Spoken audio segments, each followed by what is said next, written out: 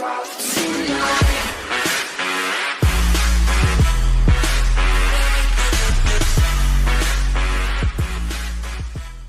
Francis celebrated an active low-key 80th birthday on Saturday, sharing breakfast with 8 homeless people before celebrating Mass with cardinals as greetings poured in from around the world.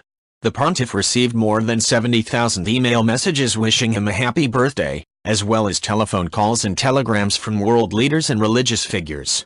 His predecessor, 89-year-old Emeritus Pope Benedict XVI, sent a very affectionate written greeting the Vatican said was particularly appreciated, followed by a personal call in the afternoon and 3 small gifts that bore very personal and significant meaning for both.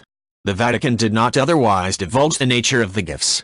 At breakfast, Francis chatted individually with each of the homeless guests, 4 Italians, 2 Romanians, a Moldovan and a Peruvian at the Vatican hotel where he resides, and shared Argentinian cakes with them. The guests offered the Pope a bouquet of sunflowers.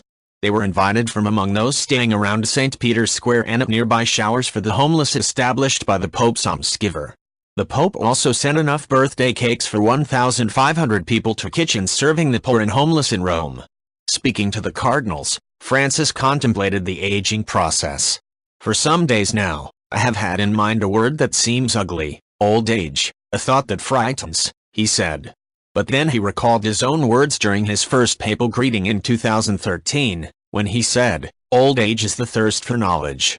He added, "I hope it will be the same for me." Right.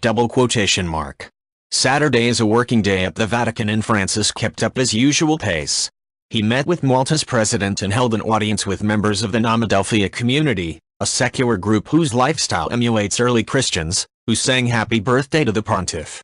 The Pope experienced the day with great joy.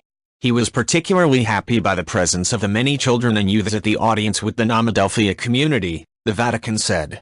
Greetings arrived from all corners of the globe, both personal messages and succinct tweets with the hashtag Pontifex80.